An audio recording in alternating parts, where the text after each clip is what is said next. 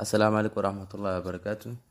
kusoo dhawaada ardayda Al Asmar College. Maanta waxaan bilaabaynaa cashar koorso ah ama cashar oo faa'iideysi ah kaasoo aan ugu talagalnay dadka inaad ka faa'iideystaan. Markaan casharka ayaan sii gudagalaynaa, waxaan rabnaa inaad si fiican ula socotaan.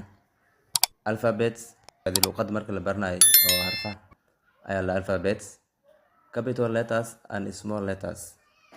Capital letters waxaa waaye harfaha waaweyn and small letters harfaha yaryar.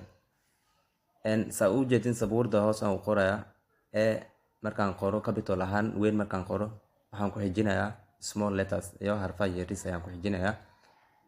A B C D E F G H I J K L M N O P Q R S T U V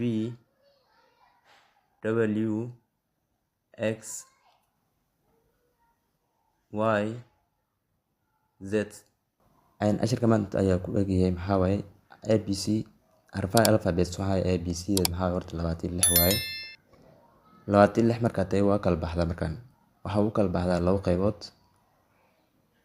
Soomaali ahaan haddaan ku sharan maxaa la markaan shaqal iyo shibane ayaa u kala baxan, ma fahanteen? Markaan kuwaasna waa barin doona wanaagsan. Markaan cashirka maanta inta ayaa ku saabsan yahay. Cashirkan waa sii wadnaa. Koowaad maxaa cashirka oo beginner waaye, cashir bilaaway. Markaan waxaan leeyahay faa'iido si wacan ayaan leeyahay. wixii su'aal ah weydii kartaa. Bubu Alendiyo adu harjiifay dhaxan harad